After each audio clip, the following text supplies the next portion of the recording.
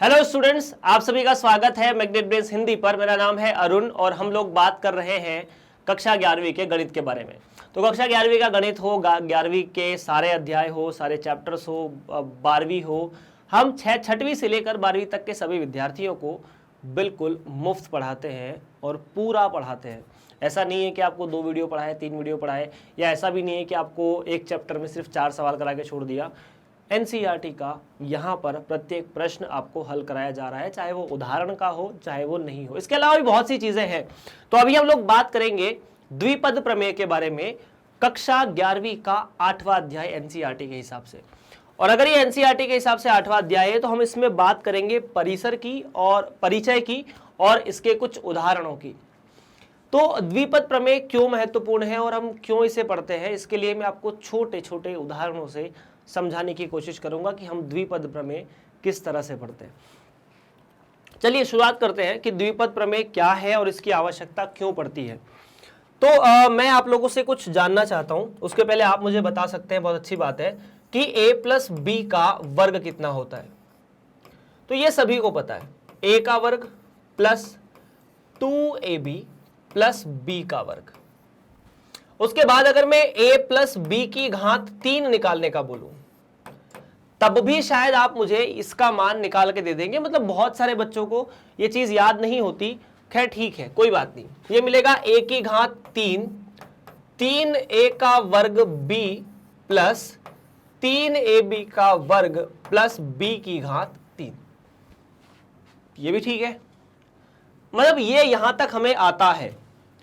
अगर मैं पूछता हूं कि a प्लस बी की घात 4 कितना होगा, तब हो सकता है किसी विद्यार्थी ने कहीं पढ़ा हो, या उसे पहले से आता हो, या उसने इस अध्याय को पढ़ लिया हो थोड़ा बहुत, तो वो इसे ऐसा लिख सकता है कि सर मुझे ये पता है। ठीक है,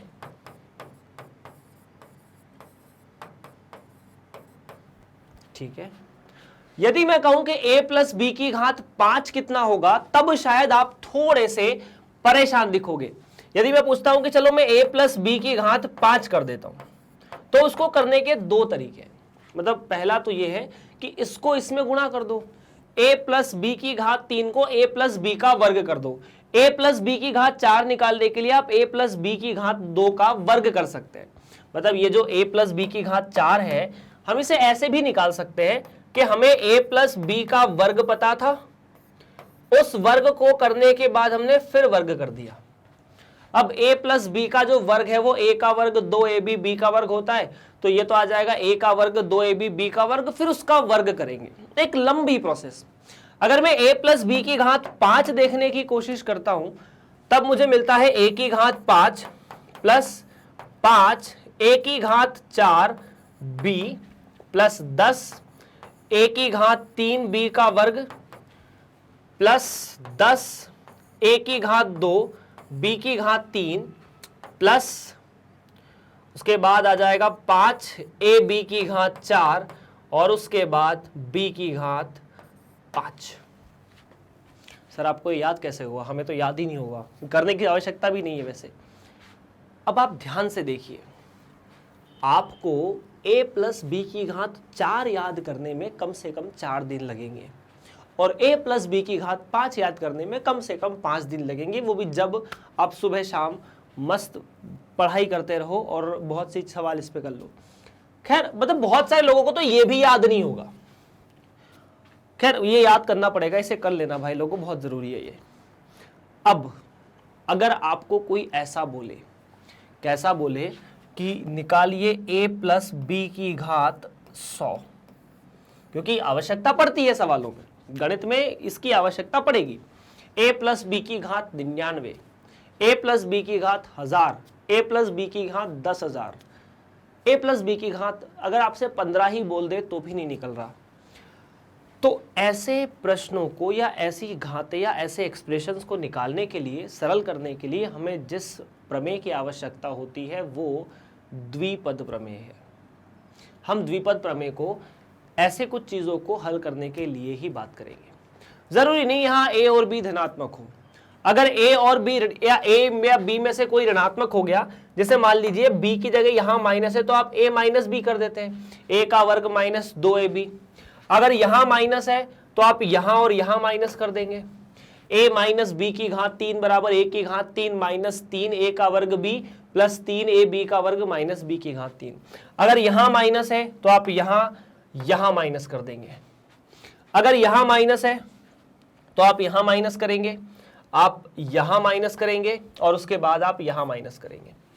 तो इस तरह से चीजें चलती चली जाती है। मतलब दो चीजें धनात्मक हो इससे फर्क नहीं पड़ता, मतलब ऋणात्मक हो फर्क नहीं पड़ता, लेकिन जो घात है वो निकालने में परेशानी होती है।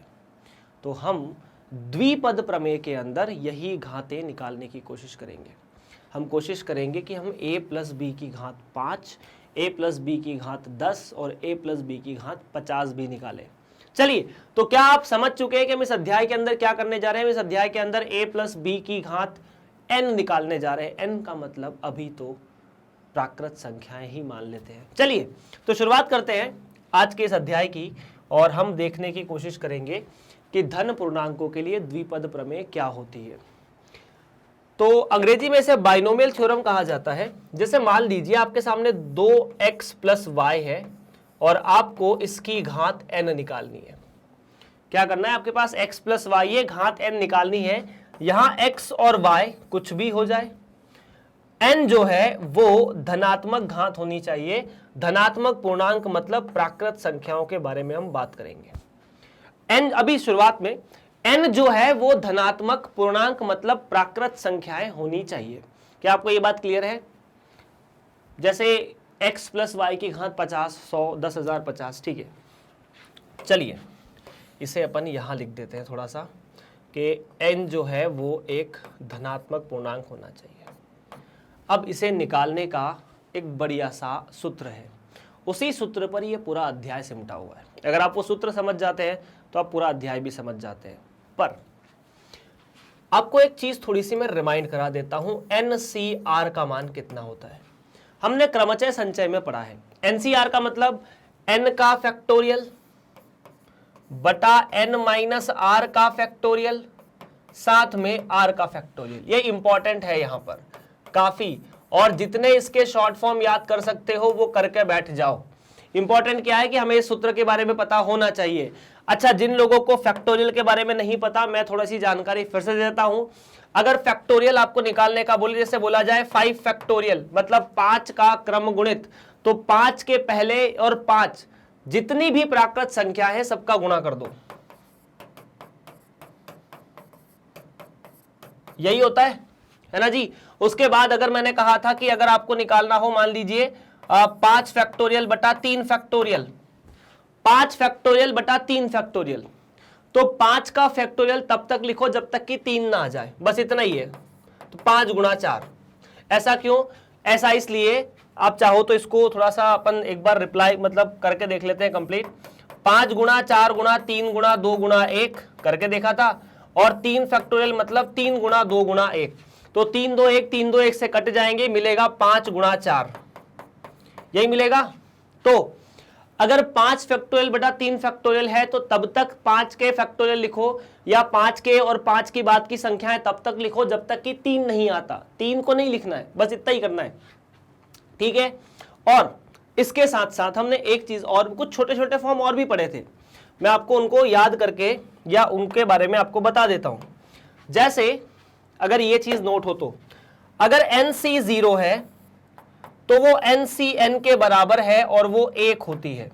जैसे 50C0 1, 50C 50 1। अगर NC 1 है तो वो NC n-1 के बराबर होती है, जो कि n के बराबर होती है। जैसे 50C 1 50, 50C 49 50, n-1 मतलब देखो, या तो यहां 1 लिखा हो या इन दोनों का अंतर 1 हो, n के बराबर होती है। NCR निकालने में किसी को अगर कोई दिक्कत है तो मैं NCR निकाल के आपको सिखा देता हूं। NCR के लिए उदाहरण ले लेते हैं। मान लीजिए आपको बोला जाए 4 या 4 नहीं, थोड़ा बड़ा मान ले लेते हैं, 10C3 निकालना है मान लो, तो बड़ा सरल है। 10 का फैक्टोरियल सूत्र के हिसाब से इसमें से इसे घटा दो तो 10 माइनस 3 का फैक्टोरियल और 3 का फैक्टोरियल। ठीक, तो 10 का फैक्टोरियल कितना, 10 फैक्टोरियल, 10 माइनस 3 मतलब 7 फैक्टोरियल और ये 3 फैक्टोरियल। तो 10 फैक्टोरियल का मतलब है 10, मतलब इतना भी ठीक है, लेकिन अगर और हल करना है, मतलब ये भी जवाब है, यहां तक भी आप रोक सकते हैं इसे। लेकिन अगर किसी सवाल में सरल करना है तो 10 फैक्टोरियल का मतलब है 10, 9, 8, 7, 6, 5, 4, 3, 2, 1।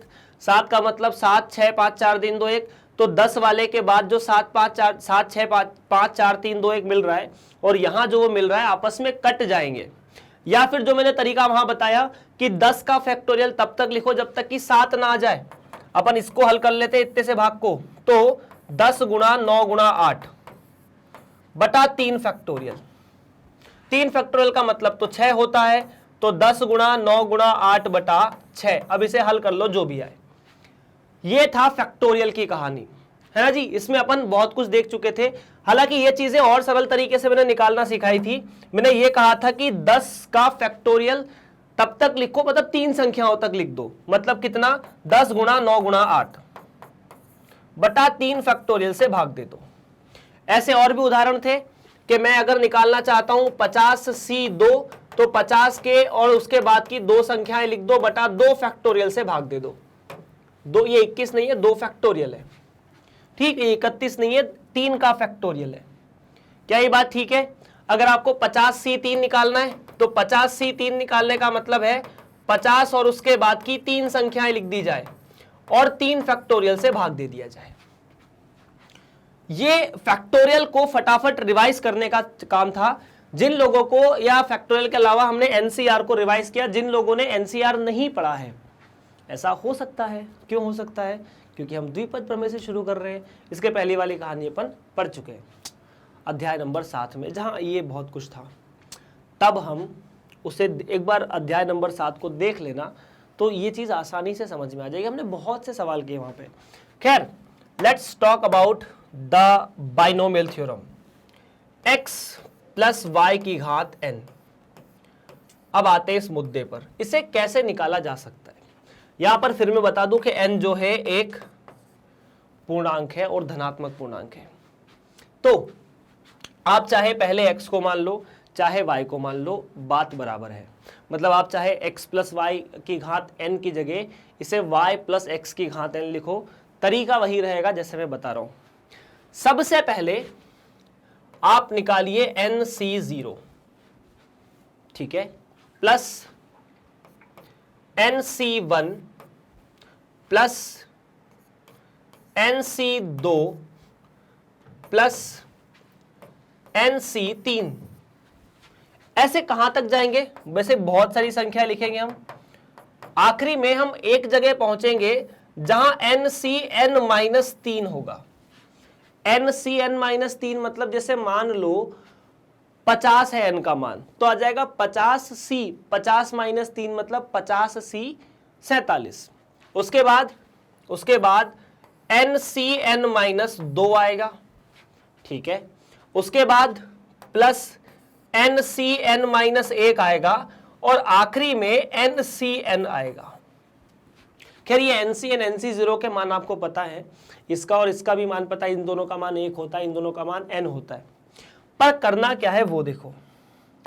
अब आप लिखेंगे सबके साथ जितना n है ना, जैसे जो यहां चीज पर सबसे पहले देखो कि आप शुरुआत कर रहे हैं n से या x से, तो आप लिखेंगे x की घात n और y की घात 0। ठीक, x की घात n, y की घात 0। ठीक, मतलब जो यहां चीज लिखी है ना 0, वो y की घात में लगा दो। y की घात 1 आ जाएगा, यहां y की घात 2 आ जाएगा, यहां y की घात 3 आ जाएगा। उसी तरह यहां पर y की घात n-3 आएगा, यहां पर y की घात n-2 आएगा, यहां पर y की घात n-1 आएगा और यहां पर y की घात n आएगा। कैसे निकाला? जो C0 में लिखा ना NC0 तो y की घात 0, NC1 y की घात 1, NC2 y की घात 2, NC3 में y की घात 3, NC4 में y की घात 4, NC5 में y की घात 5, NCn-3 में y की घात n-3, NC2 में y की घात n-2, NC1 में y की घात n-1 और NCn में y की घात n। ठीक है, समझा रहा हूं, अभी घबराना बिल्कुल नहीं। आफ्टर दैट x की घात अपन n निकाला, अब x की घात में n में से y की घात घटा दो, n-1। यहां पर x की घात n-2, यहां पर x की घात n-3, यहां पर x की घात n-3 करोगे तो 3 आ जाएगा, यहां x की घात 2 आ जाएगा, यहां x की घात 1 आ जाएगा और आखिरी में तो x पूरी तरह से उड़ जाएगा। इस सूत्र की मदद से इसे निकाला जाता है। सूत्र कितना भयंकर है ना, लिखने में कितना भयंकर दिखा, लेकिन अब अपन इसे एक बार फिर से लिख के देखते हैं। अब देखो फटाफट लिख के देखेंगे थोड़ा सा। आपने निकाला x प्लस वाई की घात n, तो कुछ नहीं करना, NC0 x की घात n, y की घात 1, NC1 x की घात 1 कम कर दो, y की घात 1 बढ़ा दो, NC2 x की घात 1 और कम कर दो, y की घात 1 और बढ़ा दो, ऐसे लेकर आखिरी तक जाओगे तो NCn-1 मिलेगा। वहां तो x की घात अकेली 1 बच जाएगी और y की घात n-1 हो जाएगी और NCn रहेगा, x की घात 0 हो जाएगा, y की घात 1 हो जाएगा या y की घात n हो जाएगा। इसे कहा जाता है शुद्ध रूप से द्विपद प्रमेय। कब? जब n धनात्मक हो। और मुझे उम्मीद है पूरी कि जब मैं इसे लिख रहा हूं तो शायद 70% लोगों को पहली बार में ये चीज़ समझ में ही नहीं आएगी कि क्या हो रहा है। इसीलिए हम शुरू करते हैं एक छोटे से सूत्र की मदद से, मतलब हम निकाल के कोशिश करते हैं कि सर मैं इसे हटा रहा हूँ, मैं द्विपद प्रमेय आप लोगों के सामने लिखूंगा, लेकिन समझाने के लिए पहले आप इसे ऐसे याद कर सकते हैं कि हर जगह आपको NC0, NC1, NC2, NC3, NC4 इन सभी की आवश्यकता पड़ेगी, बिल्कुल पड़ेगी। उसके बाद x की घात n, y की घात यहाँ 0 है, सॉरी, y की घात 0, x की घात 1 कम कर दो, y की घात 1 बढ़ा दो, x की घात 1 और कम कर दो, y की घात 1 और बढ़ा दो, ऐसे चलते रहो। क्या ये बात ठीक है? अपन एक छोटा सा उदाहरण करते हैं, x प्लस y की घात 2। अब हम इसे द्विपद प्रमेय की मदद से निकालेंगे। द्विपद प्रमेय क्या कहती है कि चूंकि n का मान 2 है तो 2c0, ठीक है, फिर 2c1, फिर 2c2, प्लस करते रहना है, कैलकुलेशन अपन यहां करेंगे। फिर क्या होगा, फिर आप x की घात 2 करेंगे, फिर x की घात 2 में से 1 कम करेंगे और फिर x की घात 1 और कम कर देंगे, मतलब 0 हो जाएगा। 2c2 आ गए, उसके बाद आगे नहीं जाना कि 2c3 लिख दो, 2c4 लिख दो। मैंने कहा है कि अगर ये 2c3 तो परिभाषित ही नहीं है, 2c4 भी परिभाषित नहीं है ना, यहां अपन देख सकते हैं ध्यान से। 2c3 का मतलब है 2 में से 3 लोगों को सिलेक्ट करना, पॉसिबल ही नहीं है। 2 में से 4 लोगों को सिलेक्ट करना पॉसिबल नहीं है ना सर। तो उसके बाद यहां क्या करना है, यहां पर y की घात 0 करनी है, यहां y की घात 1 करनी है और यहां y की घात 2 करनी है, यही करना है, ठीक है। तो आपको पता है 2c0 का मान कितना, 2c0 का मान कितना, NC0 का मान तो 1 होता है सर, तो 2c0 का मान भी 1 आ जाएगा, तो 1 गुणा x की घात 2, y की घात 0 का मतलब 1, 2c1, NC1 1 होता है या n होता है वास्तव में, NC1 जो है, NC1 1 होता है या n होता है, NC1 जो है वो n होता है और NC0 जो है, अगर हम बात करेंगे NC0 के बारे में तो NC0 और NCn दोनों 1 होते हैं, इसीलिए 2c2, 2c1 तो 2 हो जाएगा, x की घात 1 और y की घात 1 xy हो जाएंगे, x की घात 1 x होता है, y की घात 1 y होता है।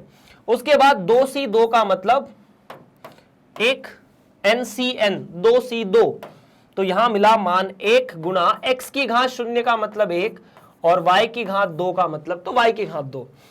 अगर इन दोनों को गुणा करोगे तो x का वर्ग प्लस 2xy प्लस y की घात 2, और यह सूत्र आपको पता है पहले से, है ना। तो द्विपद प्रमेय से हमने इसे ऐसे निकाला। और भी सूत्र निकालने की कोशिश करते हैं। चलिए ये कुछ मान रट लो यार फटाफट फटाफट। अगर अपन निकालना चाहे x प्लस वाई की घात 3, तो अब इसे थोड़ा फ्लो में करते हैं। क्या मिलेगा? 3c0, तो x की घात 3 कर दो, y की घात 0 कर दो, ठीक है। उसके बाद 3c1, x की घात 1 कम कर दो, y की घात 1 बढ़ा दो। उसके बाद 3c2, x की घात 1 और कम कर दो, y की घात 1 और बढ़ा दो। फिर 3c3, x की घात 1 और कम कर दो, y की घात 1 और बढ़ा दो। 3c3 आया, उसके बाद रुक जाना है। 3c0 का मतलब तो 1 होगा, तो x की घात 3 मिलेगा बस। 3c0 का मतलब 1, y की घात 0 का मतलब 1, x की घात 3 का मतलब x की घात 3। 3c1, 3c1 का मान 3, nc1 मान 1 होता है, x की घात 2, y की घात 1 मतलब y। 3c2, 3c2 अगर इन दोनों के बीच में 1 का अंतर है, अगर इन दोनों के बीच में, अगर इन दोनों संख्याओं के बीच में आपको सिर्फ और सिर्फ 1 का अंतर दिखता है, तो 3 और 2 के बीच अंतर 1 का है, तो मान जो होगा वो फिर से n के बराबर होगा, मतलब 3 के बराबर होगा। x की घात 1 x है, y की घात 2 जो है वो y है। उसके बाद 3c3 ncn मान हुआ 1, तो 1, x की घात 0 का मान भी 1, y की घात 3। देख लो सूत्र क्या मैंने शुरू में यही लिखा था, वहां a प्लस बी था, x प्लस वाई की जगह बस। वाह। और करें, मतलब मैं आपको बहुत से सवाल कराऊंगा, चिंता की बात नहीं है। ऐसे अपन इसे समझने में काफी समय ले लेंगे, ऐसा इसलिए कि कहीं आप बोर ना हो जाएं। चलिए, मतलब बोर क्या, जब सवाल आएंगे तो परेशान ना हो। अगर आपसे कहा जाए x प्लस वाई की घात 4, क्या कहा जाए? x प्लस वाई की घात 4, तो क्या करेंगे? फटाफट ट्राई कर सकते हो क्या? क्या आप कोशिश करने की कोशिश करेंगे? अगर आप कोशिश करने की कोशिश करेंगे तो सवाल भी हल होने की कोशिश जरूर करेगा। 4c0, ठीक है, x की घात 4 लगा दो सबसे पहले, y की घात 0। अगर आप पहला ये पद लिख देते तो फिर कोई दिक्कत की बात नहीं है।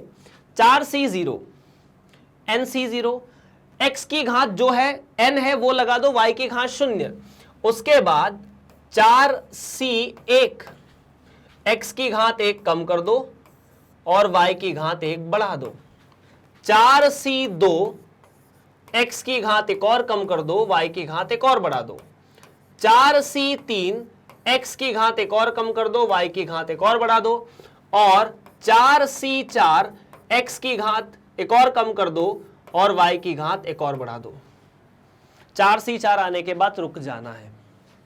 तो देखो फटाफट, 4c0 का मतलब 1 होता है, y की घात 0 का मतलब भी 1 होता है, तो यहां सिर्फ बचा x की घात 4। 4c1 nc1, इसका मान n होता है, n का मान 4 है, तो 4, x की घात 3, y की घात 1 मतलब y। उसके बाद 4c2, अब 4c2 निकालने का तरीका बड़ा प्यारा सा है। अगर आप 4c2 निकालने की कोशिश कर रहे हैं तो 4 और उसके बाद की संख्याएं, मतलब उसके बाद की 2 संख्याएं लिख दो, मतलब 4 और एक संख्या ऐसी मिला के 2 हो गए बटा 2, तो ये मिला 6। 4 3 12 बटा 2, तो ये 4c2 का मतलब 6, x की घात 2, y की घात 2। 4c3, 4 और 3 के बीच का अंतर 1 है, इसलिए मान आ जाएगा 4, x y की घात 3। और 4c4 का मतलब फिर से 1, x की घात 0 का मतलब भी 1, y की घात 4। आप टैली कर सकते हैं, अपन ने ऐसा ही जवाब लिखा था। क्या ठीक है? ये x प्लस वाई की घात 4 था, ठीक है। अच्छा, अगर हमें x प्लस वाई की घात 5 लिखना होगा तो x प्लस वाई की घात 5 बराबर, कैसे? सिंपल सा है, 4c0, अब भाई 5c0 हो जाएगा, x की घात 5 और y की घात 0। फिर 5c1, x की घात 1 कम कर दो, y की घात 1 बढ़ा दो। 5c2, x की घात 1 और कम कर दो, y की घात 1 और बढ़ा दो। 5c3 x की घात एक और कम कर दो, y की घात एक और बढ़ा दो, प्लस 5c4 x की घात एक और कम कर दो, y की घात एक और बढ़ा दो, और आखिरी में 5c5 भी लिखना पड़ेगा, जगह थोड़ी कम है। 5c5 x की घात एक और कम कर दो, y की घात एक और बढ़ा दो। क्या आप मेरी बात समझ चुके हैं? अब ये मान देखिए, nc0, nc2, nc1, इन सभी के मान आपको निकालने पड़ेंगे। तो 5c0 का मान तो 5c0 का मान 1 होता है, nc0 वाला मान। x की घात 5, x की घात 5, किसी भी संख्या की घात 0 1 होता है, अगर वास्तविक संख्या के बारे में बात कर रहे हैं तो ये दोनों मिलाकर 1 हुए। x की घात 5 प्लस 5c1 nc1 मान होता है n, तो 5 हो जाएगा, x की घात 4 y प्लस 5c2 कैसे निकालेंगे? किसी को कोई आइडिया? अगर यहां 4c2 की जगह 5c2 होता तो कैसे निकालते? कुछ नहीं होता। अगर यहां 5c2 होता तो मैं 5 गुणा 4/2 करता, मतलब 10 आता मान। तो यहां पर अपन ने इसका मान 10 लिख दिया। x की घात 4 नहीं, x की घात 3 है ना, 5c2 के आगे x की घात 3 लिखा हुआ है, y की घात 2 प्लस 5c3। जानते हैं हम कि 5c3 और 5c2 आपस में बराबर होता है। क्यों होता है? अगर ncx बराबर ncy है, अगर ncx बराबर ncy है तो या तो x बराबर y है या x और y दोनों का जोड़ n होना चाहिए। मतलब 3 और 2 दोनों का जोड़ 5 हो रहा है, इसलिए 5c3 5c2 के बराबर है। तो भाई साहब ये भी 10 है, x का वर्ग y की घात 3, 5c4, 5 और 4 के बीच का अंतर 1, 5c5 का मतलब 1, x की घात 0 1, y की घात 5। आपने एक और फॉर्मूला लिख दिया। तो अब फ्लो बना? नहीं बना, कोई बात नहीं, बना तो अच्छी बात है। चलिए फटाफट ट्राई कीजिए। x प्लस वाई की घात मैं अगर आपसे कहूं 6, सिंपल सा प्रोसेस है। फटाफट मुझे ट्राई करके बताइए कि अगर ये आपने नोट कर लिया हो, अगर आपको नोट करने में समय लग रहा तो वीडियो रोककर नोट कर सकते हैं। और भाई लोगों, जब वीडियो रोको तो कमेंट भी कर देना कि सर समझ में आ रहा है। ओके, सो आपको निकालना है x प्लस वाई की घात 6। कैसे निकालेंगे? क्या इसका आंसर होगा? फटाफट बताइए। तो अगर किसी ने ट्राई किया हो तो अच्छी बात है, नहीं किया हो तो और अच्छी बात है। पता है क्यों? क्योंकि जो कोशिश करते हैं ना वो हार जाते हैं, जो कोशिश नहीं करते वो हारते ही नहीं है, हालांकि जीतते भी नहीं है। सो 6c0 x की पावर 6 y की पावर 0 प्लस वही 6c1 x की पावर 1 कम कर दो, y की 1 बढ़ा दो, फिर x की पावर 1 और बढ़ा दो, या x की पावर 1 और कम कर दो, y की पावर 1 और बढ़ा दो, यही चलेगा। प्लस 6c3 x की पावर 1 कम कर दो, y की 1 बढ़ा दो, 6c4 x की 1 कम कर दो, y की बढ़ा दो, 6c5 x की 1 कम कर दो, y की 1 और बढ़ा दो, और 6c6 x की पावर 1 और कम कर दो, y की 1 और बढ़ा दो। इसको हल करो, आपके सामने मिल जाएगा द्विपद प्रमेय। सो इतनी कहानी तो ठीक है। चलिए बात करते हैं कुछ सवालों की तरफ। इतना अगर अपन समझ चुके हैं तो अच्छा, क्या जरूरी है कि यहां पर द्विपद प्रमेय में कुछ कुछ बातें नोट करने की है। पहली बात कि यहां पर सदैव 2 पद होना चाहिए। 2 पद मतलब x और y, ठीक है। यहां x plus y plus z में आप ऐसा नहीं कर सकते, ठीक। अगर उसे करना होगा तो फिर क्या करेंगे? तो x plus y plus z अगर होगा तो हम x प्लस वाई को एक चीज मान लेंगे। मान लीजिए x प्लस वाई को t लिख दिया। अगर आपको कहीं ऐसी जरूरत पड़े निकालने के लिए कि x plus y plus z की घात n कैसे निकाले, हालांकि ऐसा तो मुश्किल है, एक दो चीजों में हो सकता है, तो इस कंडीशन में आप मान लेना कि t बराबर x प्लस वाई है, तो आप इसे t प्लस x लिख सकते हैं, t प्लस जेड की घात n, और यहां पर ये द्विपद में बदल चुका है। द्विपद का वास्तविक मान या वास्तविक नाम ही दो पद होते हैं। बाइनोमियल मतलब जिसमें दो टर्म्स होती है, जो दो मोनोमियल्स होते हैं, अंग्रेजी में इनको मोनोमियल कहा जाता है, हर पद को मोनोमियल कहा जाता है। खैर, जो कहा जाए वो कहा जाए, अब आगे बढ़ा जाए। पास्कल त्रिभुज, एक छोटी सी चीज, जब द्विपद प्रमेय नहीं हुआ करती थी या द्विपद प्रमेय का उपयोग छोटी क्लासेस में नहीं होता है, तब पास्कल त्रिभुज की मदद से चीजें बताई जाती है। बड़ा सिंपल है। पास्कल त्रिभुज ये कहता है कि आप सबसे पहले ना एक लिखो, तो हमने कहा लिख दिया। फिर कहा इस एक को और ऐसे लिख दो, एक, दो और एक, हमने कहा ये भी कर दिया। अब एक काम करो, इन दोनों को जोड़ो। किनको? पास्कल त्रिभुज क्या कह रहा है कि इन दोनों को जोड़ो और फिर इन दोनों को जोड़ो। तो हमने कहा आएगा कितना? 3 और फिर 3। फिर उसने कहा कि बाकी जो है आप यहां पर एक लिख दो, यहां पर फिर से एक लिख दो, मुझे कोई दिक्कत नहीं है। उसके बाद बोलो कि फिर इन दोनों को जोड़ो, फिर इन दोनों को जोड़ो, फिर इन दोनों को जोड़ो। तो यह आ जाएगा 4, ये 6 और ये 4। यहां पर फिर 1 और फिर 1, ऐसे ही कुछ 4 6 4 को अपन ब्लैक कलर से करते हैं, आपको अच्छा लगेगा। 4 6 और 4। फिर क्या करेंगे? बोले फिर इनको जोड़ो, करते जाओ कब तक? बोले जब तक थको नहीं।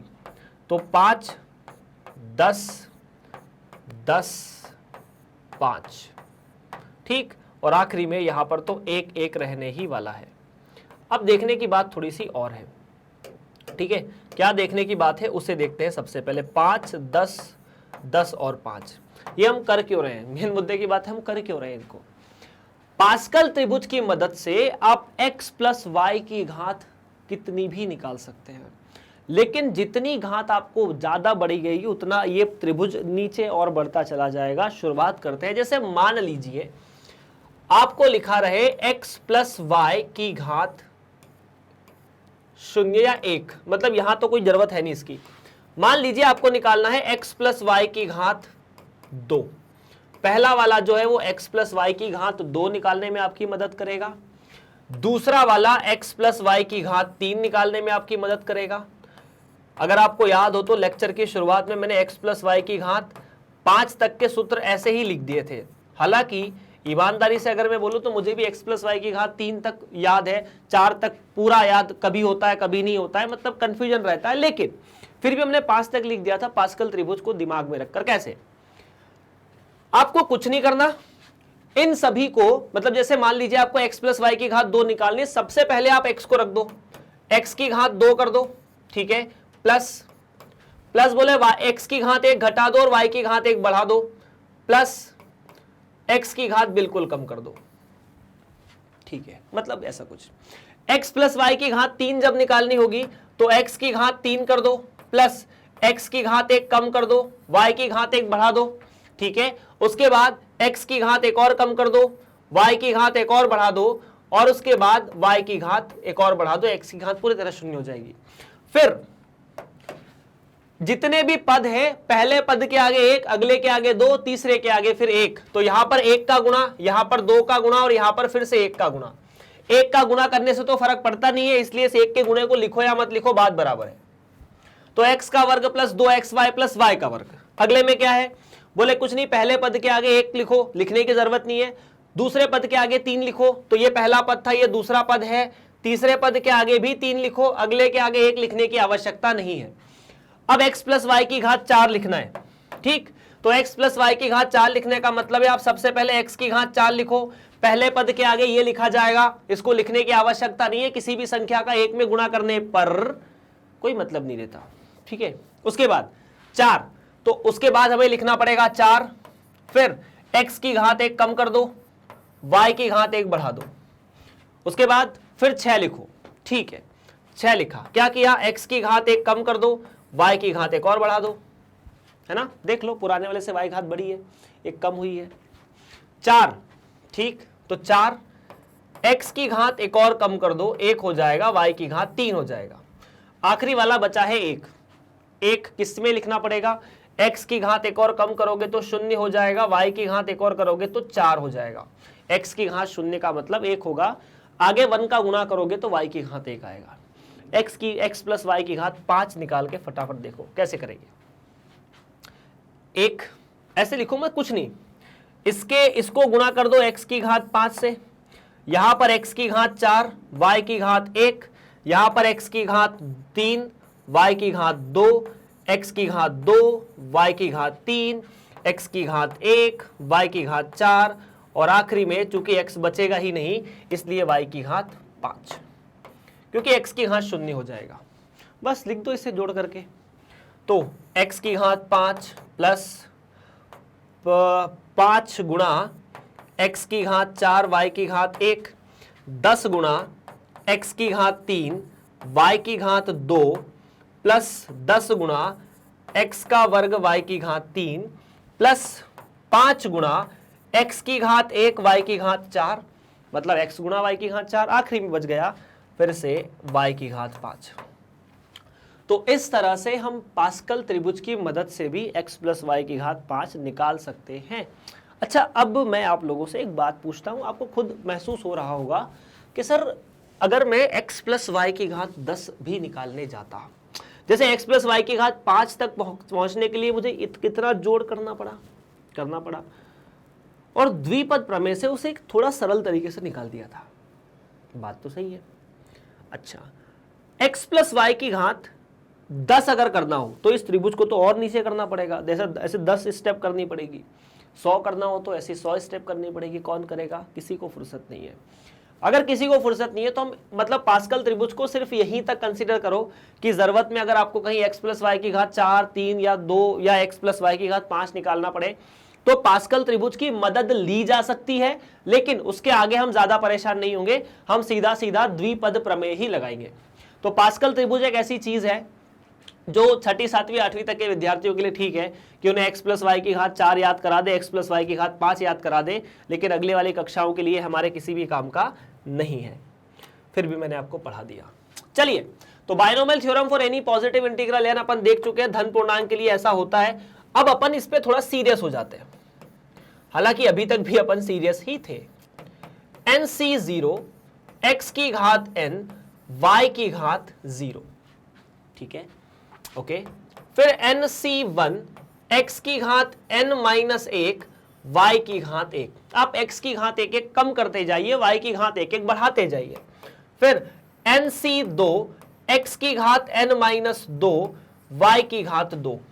ऐसे आखिरी तक जाते जाते आपको एक पद मिलेगा NCn माइनस 1, जहां x की घात 1 होगी लेकिन y की घात n माइनस 1, और NCn x की घात 0 हो जाएगी, y की घात n हो जाएगी।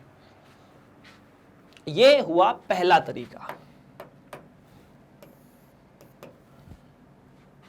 अब इसमें कुछ महत्वपूर्ण बिंदु लिखने हैं आपको, और एक ही महत्वपूर्ण बिंदु जो यहां काम दे रहा है वो है कि इसमें कुल पद कितने होंगे।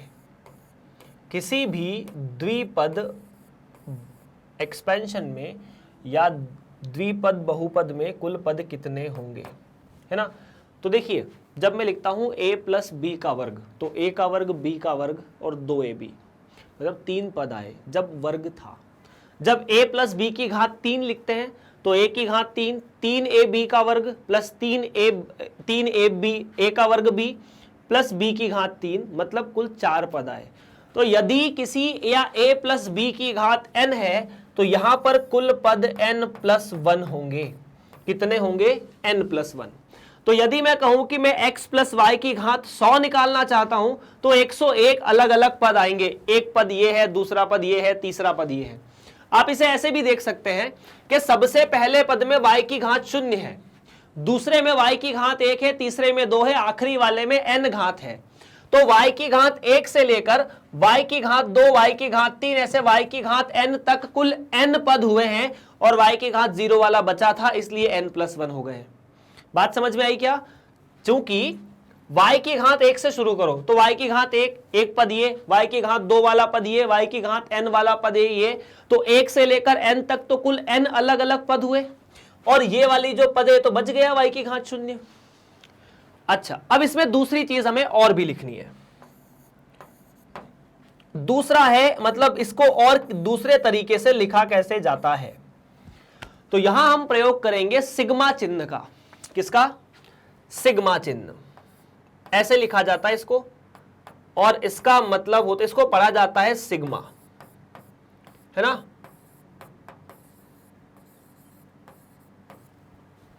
और जहां सिग्मा चिन्ह होता है, सिग्मा चिन्ह प्रयोग किया जाता है जोड़ के लिए। किसके लिए? जोड़ के लिए। सर तो कक्षा पहली दूसरी में तो हमें यह चिन्ह बताया था जोड़ के लिए। नहीं, जोड़ के लिए ठीक है, लेकिन जब बहुत सारे पद लिखने हो ना, जैसे क्या होता है, जैसे मान लीजिए आप कंप्यूटर प्रोग्रामिंग कर रहे हैं और इतने आपको यहाँ 1000 पद लिखने हैं। मान लीजिए क्या करना है, 1000 पद लिखने, 1000 पद लिखने हैं, तो क्या आप 1000 पद लिखते चले जाओगे? नहीं, हमें कुछ ऐसी चीज डेवलप करनी पड़ेगी जो एक पद लिखे तो ऑटोमेटिक 1000 पद लिख दे, है ना। तो या फिर आप मतलब आपको ऐसे बहुत सारे पद लिखने हैं, बहुत सारे पदों को जोड़ना है, तो इस चीज को थोड़ा सिंपल करने के लिए इस कॉम्प्लेक्स सी चीज को पहले समझते हैं। तो सबसे पहले आप लगाएंगे एक सिग्मा। सिग्मा का मतलब है आपको जोड़ करना है। अब किसका जोड़ करना है? तो जितने भी ये पद है ना, इन पद को एक तरह के, या इन पद को ऐसा लिखो कि एक पद सभी पद के बारे में बात कर दे, और एक पद सभी पद के बारे में बात कर दे। ऐसा शब्द होता है, मतलब ऐसे शब्द को या ऐसे पद को कहा जाता है व्यापक पद। क्या कहा जाता है? व्यापक पद। इसके बारे में बात करते हैं, चिंता की बात नहीं है। व्यापक पद लिखते हैं, कैसे लिखते हैं? ऐसा सिंपल है, देखो हर पद के अंदर n है, यहां n, यहां पर n, यहां पर n, यहां पर भी n, तो n तो लिखा रहेगा सब दूर, c भी लिखा रहेगा। अब यहां nc में यहां 0 हो रहा है, यहां 1 हो रहा है, यहां 2 हो रहा है, यहां n-1 हो रहा है, आखिरी में n हो रहा है, मतलब nc0, nc1, nc2, nc3, nc4, nc5। तो यहां पर ये मान बदल रहा है, तो जो ये मान बदल रहा है इसे अपन ने r कर दिया। क्या बोला? r। तो r क्या है? तो r का मान 0 हो सकता है, 1 हो सकता है, 2 हो सकता है, 3 हो सकता है। तो अब ठीक, ये तो ठीक है। अब उसके बाद ये r का मान लिखते हैं बाद में।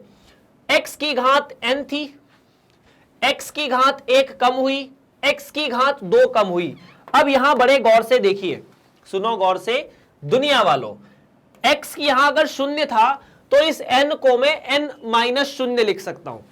यहां 1 हुआ तो x की घात n में से 1 घट गया। यहां जब 2 था तो x की घात 2 घट गई।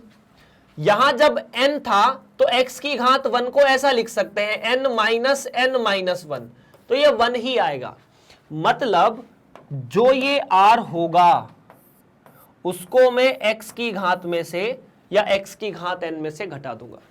यहां 0 तो x की घात n-0, 1 तो x की घात n-1, 2 तो x की घात n-2, और जो यहां लिखा है वही y की घात में है, तो y की घात r। अब r का मान 0 से लेकर n तक है, तो जो शुरुआत होती है अपन ने लिखा r बराबर 0 से लेकर n तक, यही इसका व्यापक पद है।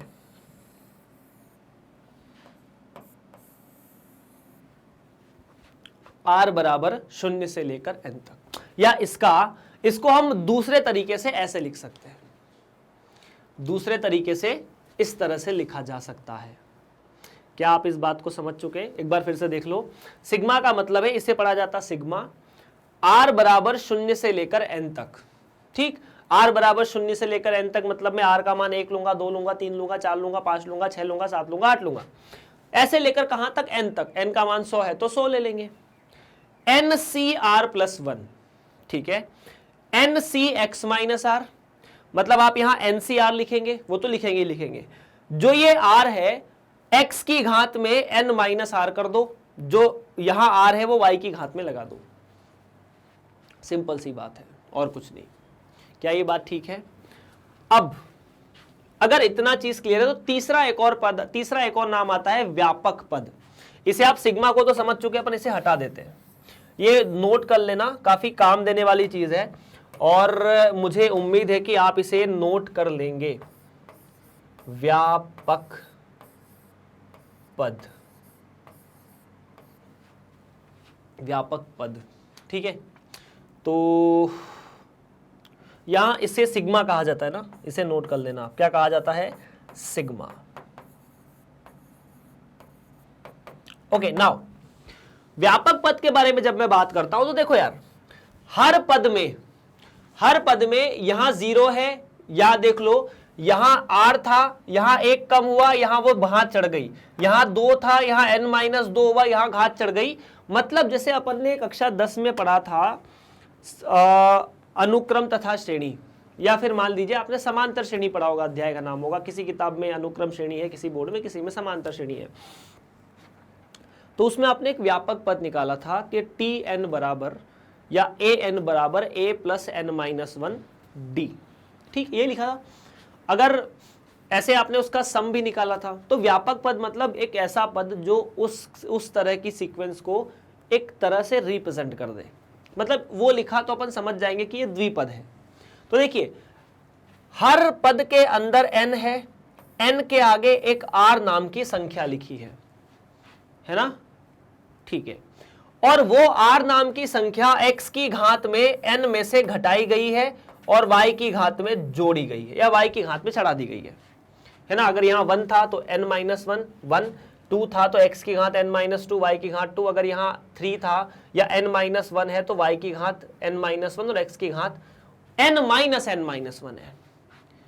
पर एक थोड़ी समस्या है, जब यहां r बराबर 0, प्रथम पद में r बराबर 0 है, दूसरे पद में r बराबर 1 है, तीसरे पद में r बराबर 2 है। इन पदों को ध्यान से देखो, ये प्रथम पद है, ये दूसरा पद है, ये तीसरा पद है, ये आखिरी वाला पद है। कौन सा? n+1वां पद है ये, क्योंकि अपने को पता है कि कितने पद हैं, n+1 टोटल पद हैं इस द्विपद बहुपद में।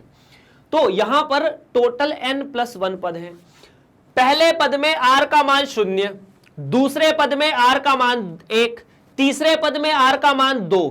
तो अगर मैं कहूं कि जो r का मान होगा पद उससे 1 ज्यादा होगा, r का मान 0 तो पद 1, r का मान 1 तो पद 2, r का मान 2 तो पद 3, r का मान 3 तो पद 4।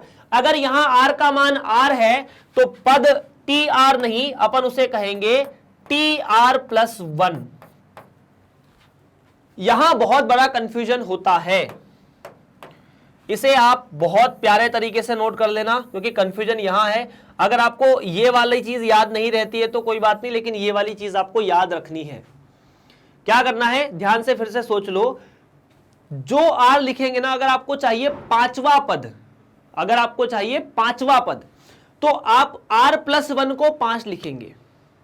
तो इसका मतलब r का मान कितना लेना पड़ेगा? 4। जैसे मान लीजिए आपको कहा जाए कि इसी द्विपद प्रमेय में तीसरा पद निकालिए, तो तीसरा पद निकालने के लिए आप r+1 को 3 रखोगे, tr मतलब तीसरा पद, ठीक है, tr मतलब या tr+1 मतलब तीसरा पद, tr+1 मतलब तीसरा पद, मतलब r+1 का मान 3 होना चाहिए, तो r का मान कितना रखा जाएगा? 2 रखा जाएगा।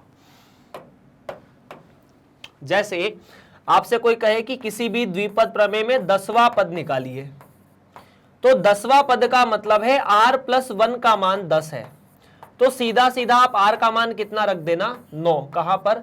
यहां पर। तो मिल जाएगा nc9, x की घात n-9, y की घात 9। n का जो मान रखोगे उसके हिसाब से पद आ जाएगा। एक दो सवाल कर लेते हैं इस पे थोड़ा सा यार, है ना। आई होप ये चीज आपने नोट डाउन कर ली होगी, आपको समझ में आ चुकी होगी। चलिए, और अगर नहीं किए तो फटाफट कर लीजिए। इस चैप्टर में यही है जो भी है, बस इसके अलावा कुछ और चीजें हो सकती है, कुछ स्पेशल कॉन्सेप्ट सवालों के हिसाब से लग सकते हैं, लेकिन फॉर्मूले के नाम पे इतना ही है। चलिए एक छोटा सा उदाहरण लेते हैं, है ना। उदाहरण है x + y की घात 20 में आपको निकालना है 7वां पद, मतलब t7, ठीक है। दूसरा 11वां पद t9 या t11, तीसरा 18वां पद, चौथा 21वां पद, पांचवा 22वां पद। ये 5 पदों के बारे में बात करनी है, और आपको यह भी बताना है कि कुल पद कितने होंगे इस प्रश्न के अंदर। तो सिंपल है, बड़ा सिंपल है। आपको दिया गया है x + y की घात 20, तो आपने यहां पर 2-3 चीजें नोट कर ली कि n का मान कितना है, 20 है। ठीक है, तो सबसे पहले हमने इसका व्यापक, अब आपको बोला कि कुल पद कितने, तो कुल पद बड़ा आसानी से निकल सकता है। तो कुल पद n+1 होते हैं, n का मान 20 है, मतलब 21 होंगे, है ना। अब इसका व्यापक पद लिख लो, मतलब tr+1, क्योंकि हम जानते हैं कि tr+1 कैसे लिखा जाएगा, tr+1 लिखा जाएगा NCR x की घात n माइनस r और y की घात r। ठीक है, ठीक है, n का मान सब जगह 20 रखना है। तो पहला आपको चाहिए 7वां पद t7, कितना चाहिए, t7। तो आपने देखा कि इस केस में r+1 का मान 7 होना चाहिए, इसका मतलब r का मान 6 होना चाहिए। तो t7 का मतलब है 20c6, जहां n है वहां 20, जहां r है वहां 6, x की घात 20 माइनस 6 मतलब 14, y की घात 6। अच्छा, द्विपद बहुपद में अपन ने एक चीज और थोड़ी सी मिस की है, ये जो x और y होते हैं हर पद में, चाहे पहले पद में दूसरे पद में, x और y की जो घात है अगर इन दोनों को जोड़ोगे तो सदैव n आएगा। जैसे यहां जोड़ा तो 14 और 6 20। अगले में दूसरे वाले में आपको निकालना है t11, तो t11 का मतलब है r+1 होना चाहिए 11, इसका मतलब r का मान आपको रखना है 10। तो t11 बराबर 20c10, x की घात 20 minus 10, n minus r, n का मान 20, r का मान 10, तो 10 और y की घात भी 10। ठीक है, तीसरा 18वां पद मतलब t18, तो t18 का मतलब है r+1 होना चाहिए 18, तो r का मान 17 रखेंगे आप। अगर r का मान 17 रखेंगे तो t18 बराबर nc17 या 20c17, x की घात 20 माइनस 17, n माइनस r होता है ना, तो 20 माइनस 17 3 और y की घात 17। ठीक है, चौथा सवाल है 21वां पद t21, तो आपको पता है कि यहां r+1 का मान 21 होना चाहिए, तो r का मान 20 होना चाहिए। तो t21 बराबर 20c20, आप r का मान 20 रखिए, x का मान 20 माइनस 20 वो 0 हो जाएगा, y का मान 20, 20c20 का वैल्यू तो 1 होता है, इसीलिए ये 1 भी हो जाएगा, है ना। ये हो जाएगा सिर्फ y की घात 20, क्योंकि 20c20 सदैव 1 होता है। ओके, पांचवा 22वां पद, तो सर जब कुल पद 21 है, आप चाहो तो 22 रख के देख लो, r+1 का मान 22 मतलब r का मान 21, संभव ही नहीं है। तो जब कुल पद 21 है तो मैं 22वां पद कैसे निकालूं, यह संभव नहीं है इस सवाल में। तो इस तरह से हम द्विपद प्रमेय में देखते। एक चीज छोटी सी नोट करने वाली यह थी कि हर पद में, लिख लेना इसको, कि द्विपद प्रमेय के प्रत्येक पद में x तथा y की जो घात है उनका योग सदैव n होता है। जैसे 14 और 6 का योग करोगे तो 20, 10 और 10 का योग करोगे तो वो भी 20 के बराबर, 3 और 7 का योग करोगे तो 20 के बराबर। यहां x है ही नहीं, x की घात 0 है, y की घात 20 है, तो उसका योग भी 20 के बराबर, 0 + 20। चलिए फटाफट नोट कीजिए, फिर अपन बढ़ेंगे आगे और बहुत कुछ करने की कोशिश करेंगे। बहुत कुछ मतलब बहुत सारे सवाल। सवाल नंबर 1 सिंपल सा, x का वर्ग प्लस 3 बटा x की घात 4 का प्रसार ज्ञात कीजिए। सिंपल सा प्रश्न आप लोगों के सामने है, फटाफट ट्राई करो क्या आंसर आएगा। चलिए तो सिंपल सवाल है यार, ये तो हम सीधा सीधा इसे x और इसे y मान लेंगे और मैं इसे लिख दूंगा कि ये x का वर्ग है और ये 3x और पूरे की घात 4। अब क्या है, यहां पर हम इसे x + y की घात 4 मान के सॉल्व करेंगे। तो सबसे पहले क्या होता है, सबसे पहले होता है nc0 मतलब 4c0। जो पहला संख्या लिखी है उसकी घात आपको वही करनी है जो n का मान है। और दूसरी वाली संख्या जो भी लिखी है उसकी घात आपको शून्य कर दी। ये ठीक है क्या? ठीक है। उसके बाद एक r का मान बढ़ा दो, मतलब 4c1 कर दो। पहली संख्या जो भी थी, मतलब x का वर्ग था, उसे अपन कैपिटल X मान के भी सॉल्व कर सकते थे। इसे x के वर्ग की जो घात है वो 1 कम कर दो, मतलब घात 4 थी, अपन ने 3 कर दी, इसकी घात 1 बढ़ा दो। द्विपद प्रमेय यही कहता है। उसके बाद बाकी तो उम्मीद है आप समझ चुके हो। x इसकी घात 2 कर दो, x का वर्ग की घात 1 और कम कर दो, और भाई साहब इसकी जो घात है वो बढ़ा दो। इसमें मैं आपको बहुत सारे ऑब्जर्वेशंस कराऊंगा। उसके बाद अभी तो और भी है, अभी कहां बराबर का चिन्ह। 4c1 एक कम करेंगे घात, मतलब r का मान 4c3 हो जाएगा। हम r का मान बढ़ाते जा रहे हैं, तो 0 1 2। उसके बाद x का जो वर्ग है इसकी घात 1 और कम कर दो, तो 2 से हो जाएगी 1, बिल्कुल 2 से घात हो जाएगी 1, और उसके बाद 3/x की घात जो 2 है उसे 1 और बढ़ा दो। उसके बाद 4c4 आएगा, जहां पर रहेगा x का वर्ग और 3/x की घात 4 हो जाएगी। अब थोड़ा इसे हल ही कर लेते हैं, है ना। 4c0 का मान 1, x की घात 2 की घात 4 मिलाकर x की घात 8, इसकी घात 0 1 होगा, ठीक है। 4c1 का मतलब 4 है, ठीक है। x की घात 2 की घात 3 मतलब 6, और यहां 3/x देख लो, है ना। उसके बाद 4c2, उम्मीद है 4c2 का मान निकाल लोगे। 4 गुणा 3/2 मतलब 6, x की घात 2 की घात 2 मतलब 4, और अगर इसका वर्ग करोगे तो 3 का वर्ग हो जाएगा 9, और x की घात 2, ठीक है। 4c3 का मतलब अपन जानते हैं 4 होगा, x का वर्ग की घात 1 x का वर्ग, और यहां पर x की घात 3 27, ये मतलब 3 की घात 3 27, और x की घात 3, तो 27x की घात 3। 4c4 का मान तो 1 होगा, x की घात 2 x की घात 2, 3 की घात 4 3 की घात 4 हुआ 81, और x की घात 4। अब थोड़ा सा मतलब कैलकुलेशन वाला जो पार्ट है उसे भी अपन थोड़ा सा देख ही लेते हैं यहां पर। तो अगर कैलकुलेशन वाला पार्ट देखोगे तो x की घात 8, 4 3 12 x की घात 5, उसके बाद 54 x की घात 2 प्लस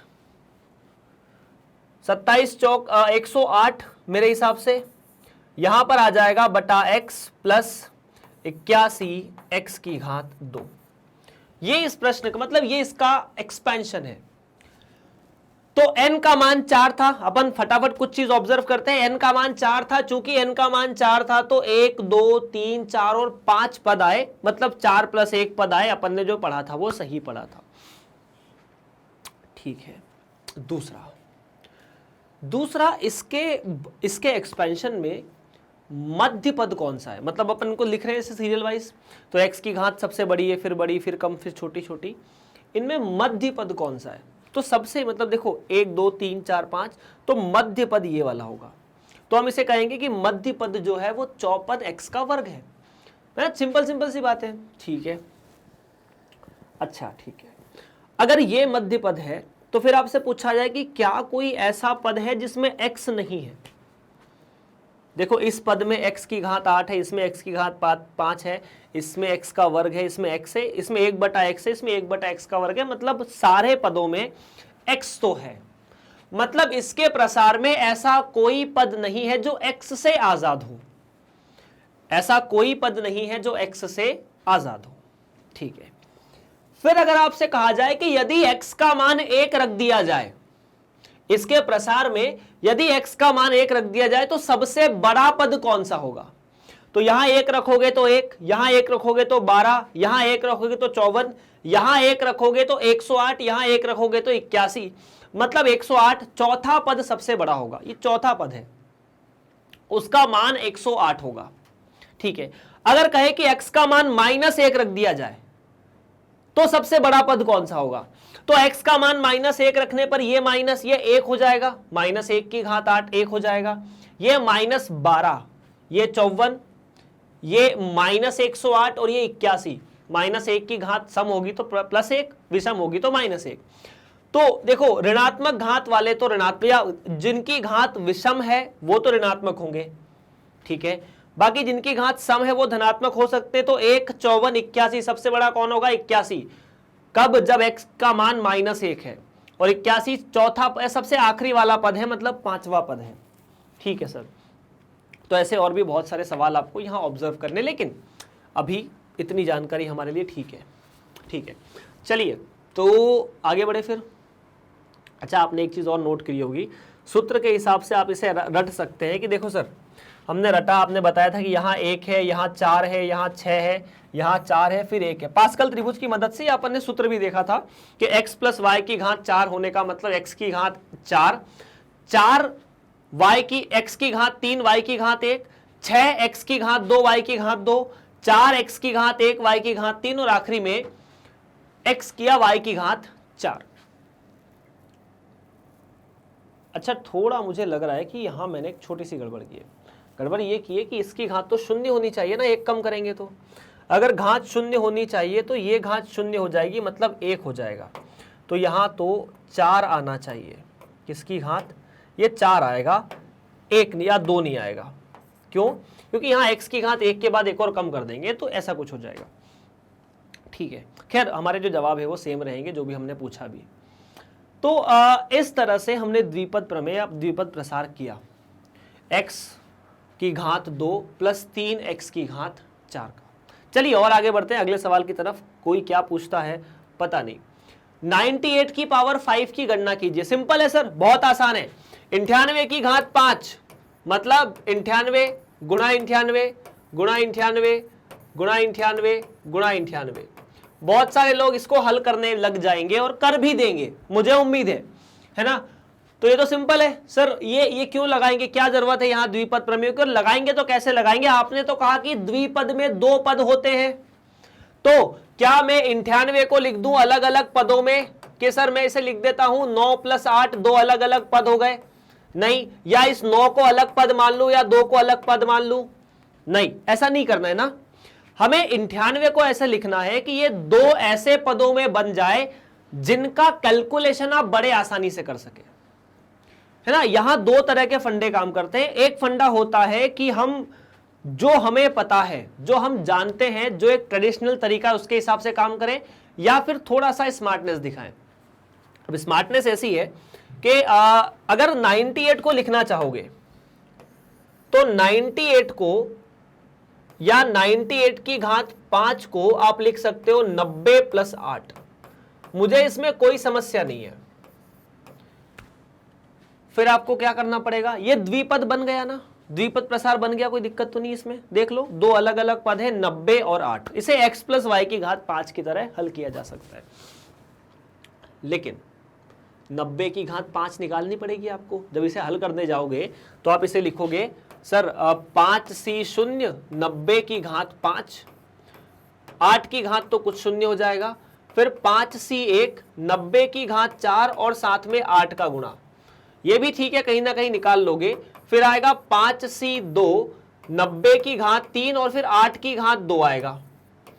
उसके बाद 5c1 या 5c3 90 की घात 2 हो जाएगी, 8 की घात 3 चढ़ जाएगी। 5c4 90 की घात 1 हो जाएगी लेकिन 8 की घात 4 हो जाएगी, और आखिरी वाले में 90 वाला जो है वो शून्य हो जाएगा, सिर्फ 8 की घात 5 बचेगी, जो कि कैलकुलेशन लंबा होगा ना। 90 की घात 5 निकालना तो 9 की घात 5 निकाल के आखिरी में 5 0 लगा देना, उसका 8 में फिर 9 की घात 4 निकालना, 8 में गुणा करना। दूसरा तरीका क्या है कि सर ये तो हमें पसंद नहीं आया, इतना कैलकुलेशन थोड़ी ना करेंगे 2-3 नंबर के सवाल के लिए, अगर 2-3 नंबर का भी आता है तो फिर दूसरा कैलकुलेशन क्या है वो देखो। दूसरा ये है कि 98 की पावर 5 इसे लिख सकते हैं 100 माइनस 2 की घात 5। अब यहां फिर समस्या है कि सर हमने जो सूत्र पढ़ा है उस सूत्र की मदद में x प्लस वाई होता है, आपने यहां x माइनस वाई वाला सूत्र कर दिया है ना। तो x प्लस वाई और x माइनस वाई में कोई बड़ा अंतर नहीं है, आप इसे 100 प्लस माइनस 2 मान सकते हैं। आप इसे क्या लिख सकते हैं, आप इसे लिख सकते हैं कि ये 100 है प्लस में माइनस 2 है और इस पूरे की घात हमको 5 निकालनी है। तो यहां x का मान 100 है, y का मान माइनस 2 है, x का मान 100 है, y का मान माइनस 2 है। इतना लिखने के बाद ये जो 98 था जिसमें सिर्फ एक पद था, 98 तो एक ही नंबर है, हमने इसे द्विपद में बदल दिया और ऐसे द्विपद में बदला। अगर आपको 100 की घात 5 निकालने का बोले तो शायद आपको परेशानी नहीं है, अगर आपको 100 की घात 4 निकालने का बोले तो भी परेशानी नहीं है। तो अगर मैं इसे द्विपद एक्सपेंशन से निकालता हूं तो क्या मिलेगा, सबसे पहले 5c शून्य 100 की घात 5 और माइनस 2 की घात 0। हाँ जी, उसके बाद 5c1 100 की घात 4 और माइनस 2 की घात 1। हाँ जी, उसके बाद 5c2 100 की घात एक और कम कर दो और माइनस 2 की घात एक और बढ़ा दो, 2 कर दो। फिर 5c3 100 की घात कम हो जाएगी और माइनस 2 की घात बढ़ जाएगी। उसके बाद 5c4 100 की घात 1 और माइनस 3 की घात या माइनस 2 की घात 4।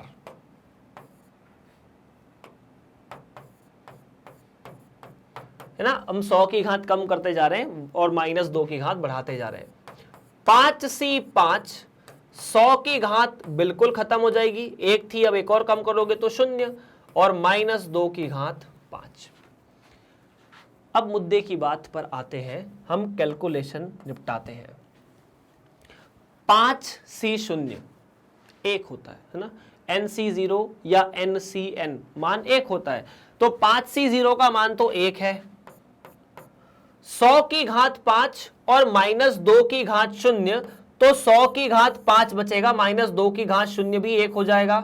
तो 100 की घात 5 का जो मान है वो कुछ ऐसा है, 1 2 3 4 और 5। माइनस क्यों, ये देखो 5c1 का मान 5, 100 की घात 4,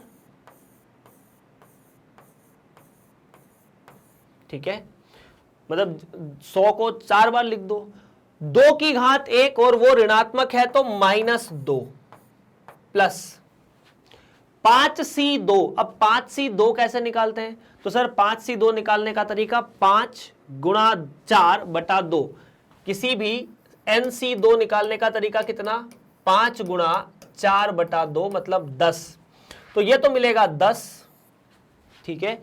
100 की घात 3, 1 2 3 4 5 6, 2 जीरो को 3 बार लिखना है। माइनस 2 की जो घात है वो हो जाएगी माइनस 2 की घात 2 मतलब 4, ठीक भाई साहब, तो ये मिला 4। उसके बाद 5c3, तो 5c3 का मतलब होगा 5c2 के बराबर। बहुत अच्छे से जानते हैं कि अगर इन दोनों का योग 5 है तो nc3 या 5c3 5c2 के बराबर है, तो 5c3 का मतलब भी 10 माइनस या 100 की घात 2, ये हो चुका, 100 को 2 बार लिख दो और उसके बाद माइनस 2 की घात 3 मतलब माइनस 8, वाओ। उसके बाद 5c4 nc1 और nCn दोनों का मान n होता है, या nCn माइनस 1 दोनों का मान n होता है, तो 5 मतलब अपन ने कॉन्सेप्ट रटा हुआ भी है कि अगर इन दोनों के बीच में 1 का अंतर है तो मान ऊपर वाला होगा, मतलब 5। 100 की घात 1 और माइनस 2 की घात 4 मतलब 16। 5c5 एक वैल्यू, 100 की घात 0 एक वैल्यू, माइनस 2 की घात 4 या -2 की घात 5, तो अगर संख्या ऋणात्मक होती है, घात ऋणात्मक होता है तो मान के आगे ऋणात्मक आता है। 2 की घात 5 32, माइनस है इसीलिए घात जो है विषम थी, तो माइनस संख्याओं में विषम घात आने पर मान जो है वो -32 आ जाएगा। ये तो पता है ना सब लोगों को कि किसी भी संख्या की घात अगर सम है, चाहे वो ऋणात्मक है चाहे वो धनात्मक है, तो मान सदैव धनात्मक आता है। इसीलिए इसकी घात 2 में अपन ने यहाँ 4 लिखा है, इसकी घात 4 में यहाँ 16 लिखा है। लेकिन अगर घात विषम होती है, जैसे यहाँ पर है तो माइनस लिखना पड़ेगा, यहाँ पर है तो माइनस लिखना पड़ेगा, और यहाँ पर भी है तो माइनस लिखना पड़ेगा। अब ये जो जोड़ घटाव गुणा भाग है इसे करना है बस। तो यहां पर कितनी जीरो, 1 2 3 4 और 5, ठीक है। तो 1 2 3 4 और 5, माइनस, माइनस क्यों, 5 दूनी 10, माइनस की वजह से। तो 1 0 तो ऐसी आएगी, 1 2 3 4, तो 9 0 आ जाएगी कुल, 1 2 3 4 5 6 7 8 और 9, ठीक है। और उसके बाद 2 0 यहां पर है, 1 2 3 4 5 6 और एक 7, तो यहां पर मिला 4 गुणा 1 2 3 4 5 6 और 7, ठीक है। उसके बाद 1 2 2 और 2 4 और 1 5, तो -8 के पीछे लगा दो 3 0, 5 0 सॉरी। और उसके बाद 16 पंजे 80, 80 का गुणा 100 में करोगे तो 800 -32 हो। ये 800 की जगह शायद 100 गुणा 80 8000 होना चाहिए, तो अपन 8000 कर लेंगे, हमें क्या दिक्कत है। 8000 -32, अब मजा आएगा कैलकुलेशन में, है ना। तो 8000 लिखेंगे। सबसे पहले एक काम करते हैं, पॉजिटिव पॉजिटिव वाले एक साथ लिख लेते हैं, नेगेटिव नेगेटिव वाले एक साथ लिख लेते हैं। तो 8000, ठीक है, अपन ने लिखा पहले 0 0 0 8, तो 0 0 0 8 में ये 4000 के 3 0 चले गए, उसके बाद 3 0 के बाद फिर 4 है, ठीक है। मतलब कुल 4 चीजें यहां से चली जानी चाहिए, 1 2 3 4, 1 2 3 4, तो यहां पर आ जाना चाहिए 100, आई थिंक। क्या ये बात बराबर है? बिल्कुल 100, ठीक है सर। उसके बाद माइनस, माइनस कितना, माइनस होगा, सबसे पहले 32 लिखोगे तो 32 लिख दिया था, 32, 32 की वजह से ये 2 0 ऐड हो गए, तो 1 2 3, उसके बाद फिर 8, 1 2 3 के बाद फिर 8, ठीक है, ये भी चलेगा। उसके बाद 5 यहां हो चुके, 6 हो चुके, 1 2 3 4 5 6, तो उसके बाद फिर 00 या 000 1। अब अगर सॉल्व करने जाएंगे तो 0 में से 2 घटे तो बचा 8, ठीक है। 0 में से 9 में से 3 गए तो 7 बचा, है ना जी, ठीक है।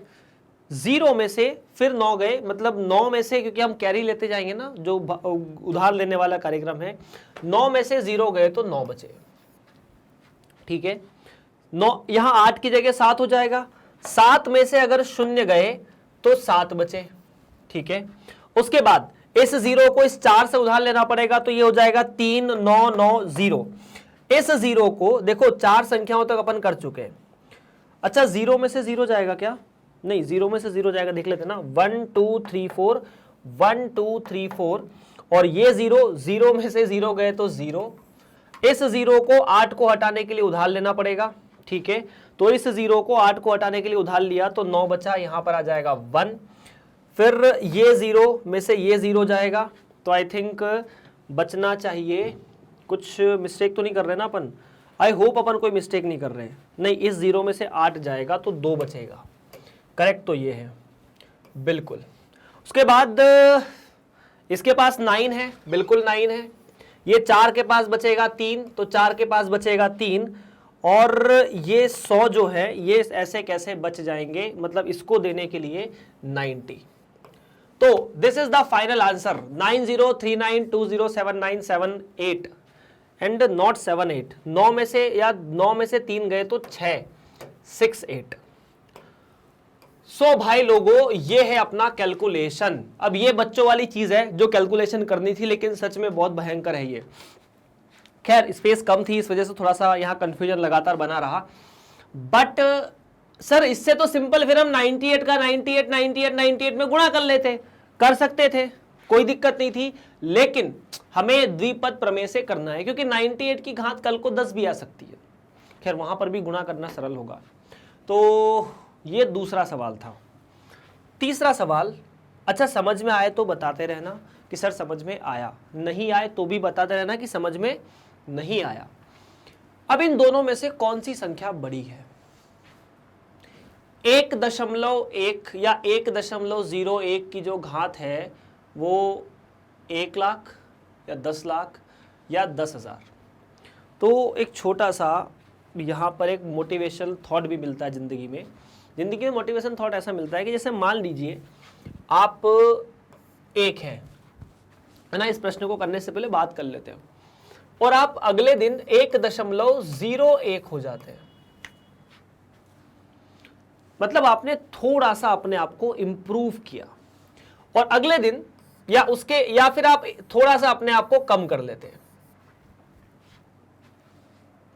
जैसे मान लीजिए आप एक दिन में 1 पन्ना किताब पढ़ते हैं, तो अगले दिन आप 1 पन्ना और 1 लाइन भी पढ़ लेंगे तो आपने अपने आप को इंप्रूव किया। और या फिर आपने 1 पन्ने में 1 लाइन कम पढ़ दी। अगर आप यही काम 1000 दिन तक करते हो और यही काम 1000 दिन तक करते हो तो मेरा यकीन मानिए आप 1 की जगह 2 या 2 से भी ज्यादा हो सकते हो। और अगर आप ये काम 1000 दिन तक करते हो तो आप बिल्कुल खत्म हो जाओगे, मतलब शून्य बन जाओगे। तो बात ऐसी है कि डेली अपने आप को इंप्रूव करते रहना। अब इसका इस सवाल से क्या लेना है मैं बताता हूं। मतलब कॉन्सेप्ट ऐसा है कि अगर नंबर 1 से बड़ा है, आप उसकी घात बहुत बड़ी करोगे ना तो वो नंबर बड़ा होता जाएगा। ठीक, प्रश्न के बारे में तो ठीक है, अपन बात कर लेते हैं कि यहां पर a और b नाम की 2 संख्याएं हैं। माना a जो है वो है 1.01 की घात 1 2 2 2 और फिर 2 2, और b जो है वो है 10,000। हम एक काम करते हैं, a को द्विपद प्रमेय की मदद से ओपन करने की कोशिश करते हैं कि क्या हम a का मान द्विपद प्रमेय की मदद से निकाल सकते हैं। अब बहुत सारे लोग बोलेंगे कि सर आपने हमसे 5 घात निकलवाई, हमने निकाल दी। ठीक है, हम 10 घात भी निकाल सकते हैं। पुराने सवाल में हमने 5 घात में कैलकुलेशन बहुत हुआ, यहां तो 10 लाख घातें कैसे निकालेंगे, तो देखते हैं कुछ क्या करेंगे। तो a तो ऐसा है, एक ऐसा, a ऐसा, क्या यहां पर लिख सकते हैं 10 लाख हो गए क्या? C0 1 की घात 10 लाख गुणा 0.1 की घात 0। इतना तो लिखा ना, इसमें तो कोई दिक्कत नहीं है। ठीक है, प्लस क्या होगा ये देखो, फिर आप लिखोगे 10 लाख C1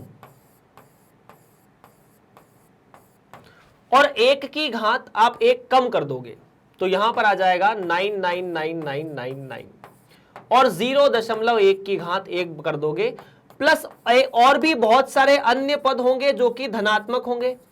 क्या यहां पर कोई ऋणात्मक पद है? नहीं है। जितने भी पद हैं वो सारे के सारे धनात्मक हैं। तो और भी बहुत सारे पद होंगे। कितने? 10 लाख में 1 जोड़ोगे, मतलब टोटल पद कितने होते हैं द्विपद प्रमेय में? n+1, n का मान 10 लाख, तो 10 लाख 1 पद होंगे। हमें इतना ही लिखना था, अन्य पद करके छोड़ सकते हैं। किसी भी संख्या का C0 NC0 1 होता है, 1 की घात 10 लाख, 0.1 की घात 0 1, 10 लाख C0। तो देखो 1 2 3 या 10 लाख C0 1 2 3 4 5 6, ये तो हो गया NC1। NC1 का सूत्र लगा दिया अपन ने, NC1 का मतलब n, इसका मान फिर से 1, लेकिन 0.1 की घात 1 का मतलब 0.1 प्लस अन्य पद। क्या ये बात ठीक है? अब देखो यार, जब आप 0.1 का इसमें गुणा करेंगे, जब आप ठीक है 6, ठीक है। जब आप 0.1 का इसमें गुणा करेंगे तो आपको मिलेगा 1 प्लस 1 2 3 4 और 5 प्लस अन्य पद। क्या ये बात आप समझ चुके हैं? यदि हां तो मैं लिख सकता हूं ए जो है वो इतना कुछ है सर जी, प्लस अन्य पद। अन्य पद सभी के सभी धनात्मक है ना? अन्य पद है, अन्य पद में लिख देना कि धनात्मक है, ऋणात्मक आ गए तो दिक्कत हो जाएगी। तो हमने लिख दिया कि अन्य जो पद है वो धनात्मक है। तो ए को गौर से देखो, इकाई, दाई, सैकड़ा, हजार, 10,000, लाख। तो ए जो है 1,01,000 प्लस सम पॉजिटिव क्वांटिटीज, मतलब ए का मतलब 1,001 से वो और भी ज्यादा होगा। कितना होगा ज्यादा जानकारी नहीं है, लेकिन 1,01,000 या 1,01,000 से तो ज्यादा ही होगा। बी तो 10,000 है। तो क्या मैं लिख सकता हूं कि चूंकि ए मस्ट बी ग्रेटर देन 1,01,000 है ना, 4 0 है, 5 नहीं, ठीक है, एंड बी बराबर 10,000, therefore A must be greater than B. इतना कुछ है सर जी, ए इतना है, बी इतना है। अब यहां पता है एक छोटी सी बात आप ऐसे ही अपने दिमाग में रख सकते हो कि यदि कोई संख्या, मतलब मैं अपन शायद बात कल भी कर रहे थे, मतलब कल या पिछले लेक्चर में, देखना ध्यान से थोड़ा सा। अगर ये 1 है, ये 0 है और ये 1 से बड़ी संख्याएं हैं, 1 से बड़ी संख्याओं की जितनी आप घात बढ़ाते हो संख्या उतनी बड़ी बनती जाती है। 1.01 वास्तव में 1 ही है हमारे लिए, तो कुछ नहीं है ना, 1.01 है। जब इसकी घात मैंने 10 लाख कर दी तो ये 1 लाख से बड़ा नंबर बन गया। मैं वही कह रहा था कि अगर हम अपने आप को 1 से 1.01 भी बनाते हैं तो बहुत कम समय में हम 2 बन जाएंगे। 1 से थोड़े से बड़े नंबर को अगर मैं थोड़ा सा और बढ़ाता हूं या तो थोड़े से बड़े नंबर की घात बढ़ाते जाता हूं तो वो नंबर बहुत बड़ा हो जाता है। 1 से थोड़े से छोटे नंबर को ले लो, 0.99, अगर आप इसकी घात बहुत बड़ी कर देते हो तो ये नंबर 0 हो जाएगा। कितना हो जाएगा? 0। तो थोड़ा सा अपने आप को इंप्रूव करना है या फिर थोड़ा सा अपने आप को खत्म करना है, ये आप देख लो। मैं तो उम्मीद करूंगा कि आप दिन प्रतिदिन अपने आप को इंप्रूव करते जाइए। द्विपद प्रमेय का प्रयोग करके सिद्ध कीजिए कि 6 की घात n माइनस 5n को जब 25 से भाग दिया जाता है तो सदैव एक शेष बचता है। अच्छा सवाल है, पर हम कोशिश करेंगे। मान लेते हैं ये एक नंबर है 6 की घात n माइनस 5n को जब हम 25 से भाग देंगे तो 25 से भाग देने पर मुझे ये मिलेगा, 25 को k में गुणा करो प्लस 1। किसी भी संख्या को अगर 25 से भाग दोगे, भाई जिसको भाग दे रहे हैं वो जिससे भाग दे रहे हैं गुणा एक संख्या प्लस 1 आता है। तो ये तो ठीक है, मतलब हमें ये सिद्ध करना है कि 1 बच जाएगा सदैव, ठीक है। तो देखो यार, आप ना सबसे पहले 6 की घात n के बारे में बात कर लो। 6 की घात n को लिख सकते हैं 5 प्लस 1 की घात n। अब ऐसे सवालों में, जैसे अगर यहां प्रश्न में 5 से भाग देना होता ना, तो मैं इसको हल करने के बाद सब जगह 5 देखता। अभी 25 से भाग देना है तो मैं सब जगह 25 देखूंगा। क्या मैं यहां पर लक्ष्य देख सकता हूं, ये 5 या NC0 है, ये NC0, 5 की घात n, ठीक है, और 1 की घात 0। उसके बाद NC1, 5 की घात 1 या 5 की घात 1 कम कर दो और 1 की घात बढ़ा दो। 1 की घात बढ़ाओगे तो कोई मतलब नहीं है, मतलब जो y हम लिखते हैं ना x प्लस वाई, यहां y का मान 1 है तो y का मान 1 लिखोगे तो चाहे y की घात 10 करो, 20 करो, 50 करो, वो तो 1 ही रहना है। तो मैं उसको नहीं लिख रहा हूं, है ना। 1 की घात 1 हो जाएगा, वो भी 1 रहेगा। फिर NC2, तो y की घात n माइनस 2 और अगला 1 की घात 2 जो कि फिर 1 रहना है। ऐसे लेकर आखिरी तक अगर अपन जाएंगे तो हमें मिलेगा NCn माइनस 1 या NCn माइनस 3 से बात कर ले थोड़ी सी, और अपन पहले लिख लेते हैं। यहां पर कहीं NCn माइनस 3 आएगा तो 5 की घात n माइनस 3 होगा, 1 की घात NCn-3 ना होते हुए 5 की घात 3 होगा, है ना। जो 5 की घात होगी वो n-n-3 मतलब 5 की घात 3, 1 की घात n-3 तो वो तो 1 आ जाएगा। फिर NCn-2 गुणा 5 की घात 2 और 1 की घात n-2 वो फिर से 1 रहेगा। उसके बाद NCn-1 5 की घात 1 और उसके बाद NCn 5 की घात 0 और 1 की घात n आ जाएगा जो कि 1 ही रहेगा। यहां जितना भी मैंने y की घात n आती है ना, मतलब जितने भी 1 की घात आएगी उन सभी को 1 मान लिया है, क्योंकि 1 की घात कुछ भी लिखो 1 आएगा और सब में गुणा करोगे तो वो 1 ही रहेगा।